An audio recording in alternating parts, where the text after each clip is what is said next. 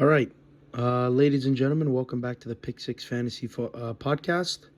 It has been a while. I just wanted to,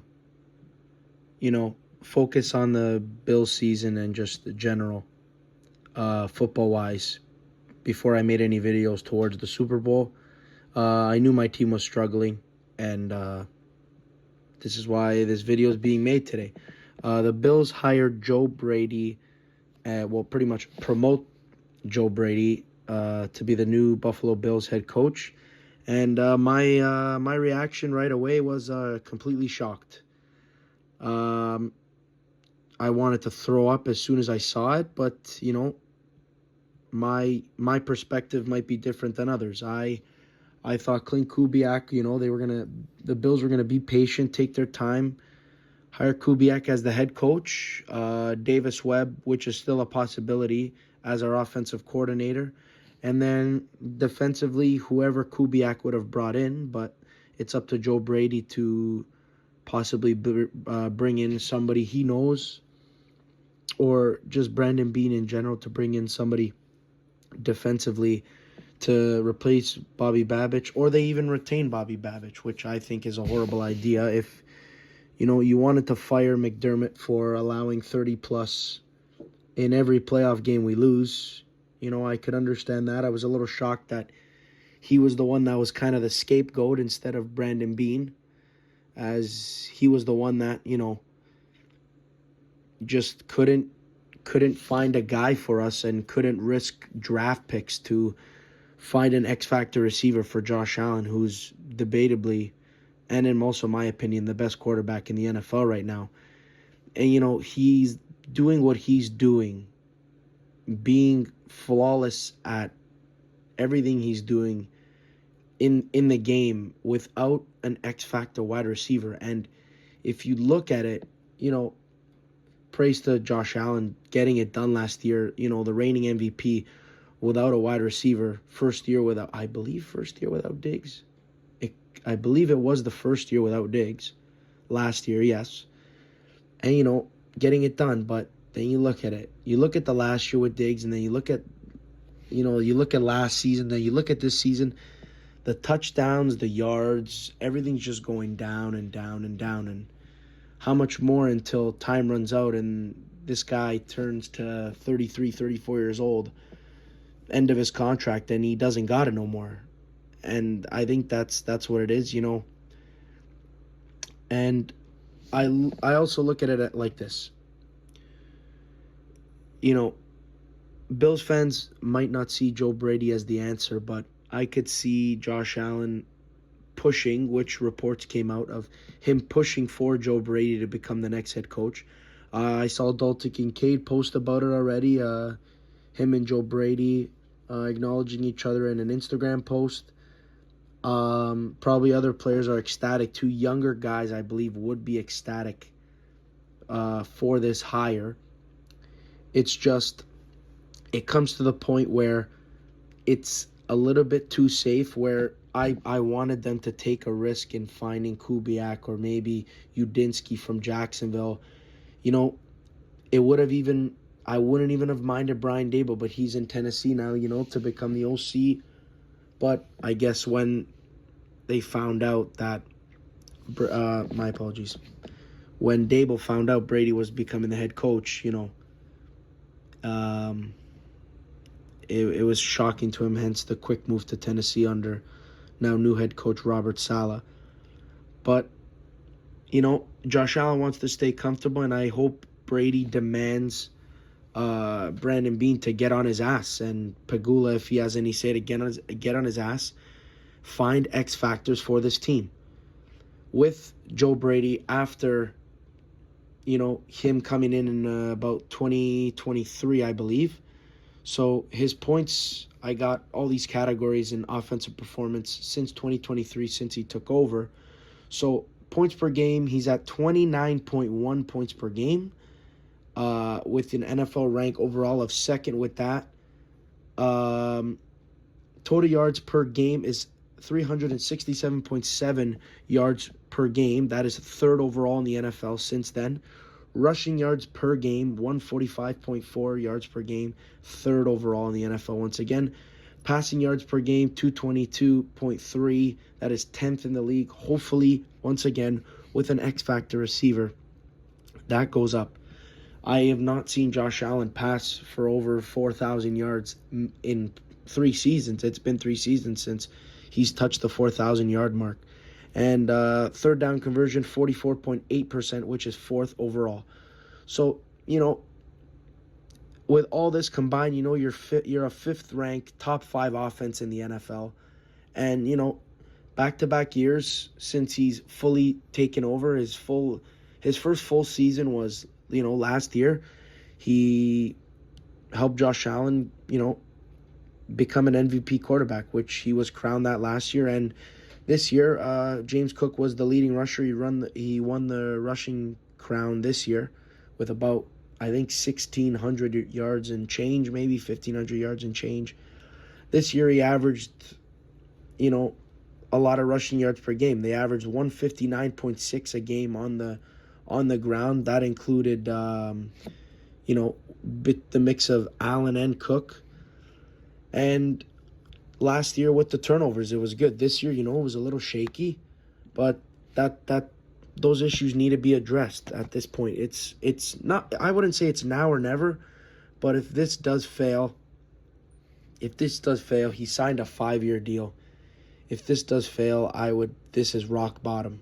I honestly thought it was rock bottom already when we lost this game. Controversial calls and however you want to put it. You can't win the game with 5 turnovers, and unfortunately, the Bills tried that, and in the end, I guess Sean McDermott's defense and Bobby Babbitt's defense couldn't stop Bo Nix, and it was unfortunate. So if you look at it, you got to find a guy for Josh Allen. Maybe you let guys like David Edwards walk. You let guys like Joey Bosa walk. You maybe let Matt Milano walk. You draft younger guys, and then eventually you get that X Factor wide receiver. And my list, I would say I have 5 to 6 guys. I would say the number one priority guy, if the Vikings are willing, you got to go get Justin Jefferson. If not him, my second best option it's got to be A.J. Brown, despite the cancerous relationship he has with Sirianni. Maybe, with a younger coach like Brady, that behavior can turn around. And when you have a quarterback like Josh Allen, who, he's not getting any younger, so he's got to stay in the pocket and throw the ball some more. So A.J. Brown hopefully will help with that. Option number 3 would be Jalen Waddle.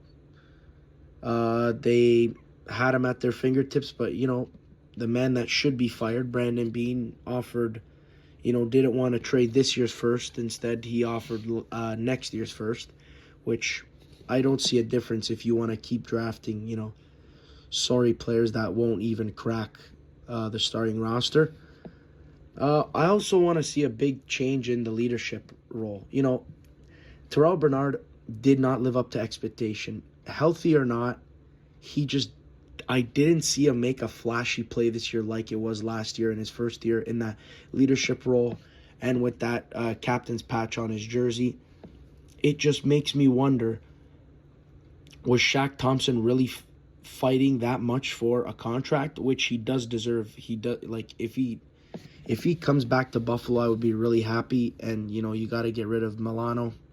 It hurts me to say, but Shaq Thompson made a lot of plays every game, and you knew he was on the field. Milano, he had a couple of those plays, but never really that flashy at the start of the season. Picked it up towards the end. I would like to see, 5 to 6 captains again instead of the 1-2, 1 offense, 1 defense. I think, it's kind of corny. You try to put out the message of that, and again, an AFC Championship appearance and a divisional round appearance, allowing 30 points in both. So, maybe one does his job, one doesn't. Who knows? I think the captains, should be spread around. I'll make another video of cap issues, leadership, and all that, and what should happen this season for the Buffalo Bills. But in the end, I trust you have to trust it. You have to be optimistic. And the whole point of this deal, I think, is to keep Josh Allen comfortable. The scheme he would have to learn with Kubiak or with Udinsky or I wouldn't even say Dable, but the pass coordinator for the Rams, et cetera, et cetera. The list goes on. They interviewed, I think, 8 to 9 coaches, and um, you got to keep Josh Allen comfortable. It's not like he's a young quarterback that he's willing to learn, and I mean, he might be willing to, but I think he wants to stay where his feet are and do what he does best, and that has to come with the front office drawing up the right plays and the GM office bringing in the right players. And if that can't get done, I could see a best bet 7-10 season coming. Maybe you pull a Vrabel and you go to the Super Bowl. You finally get there, and maybe. Is the blame all on McDermott? No, I wouldn't blame McDermott for not getting us to the Super Bowl. Maybe you do, maybe you don't. Some do. Like I blame him for some games, but this game, I didn't blame him. I think we got hosed in that Denver game, but I don't see us, blaming McDermott fully if we do get to the Super Bowl. If that is, one a one opportunity thing this season. But I can't wait for this press conference and what Joe Brady has to say. And I really hope he can find a way to turn this team around, not turn their culture entirely around, but turn some heads to find a way to get to the Super Bowl. And teams are just getting better. New England's going to stay good. Jacksonville's going to stay good. The Bengals are going to just get better. Joe Burrow's healthy again. Lamar's going to get, new slate, looking for revenge. Chiefs are looking for revenge. There's going to be 10 to 11 teams that are looking for new beginnings, but are going to be way better. Even Miami, that's 3. It's a competitive 3 again, like it was I can't remember when the Bills, I think it was when the Bills beat New England in that wild card round, when Miami, I believe Miami made the playoffs that year too, and they lost to Kansas City. One or the other. It might be a 3-team playoff division, like it was a few years ago. And for the Bills to keep up, they have to sign the right guys, and they have to believe in what they have in Joe Brady. And it'll be interesting with the offensive coordinator they bring in. It'll also be interesting if they keep Babbage, but time will tell. At this point, time will tell.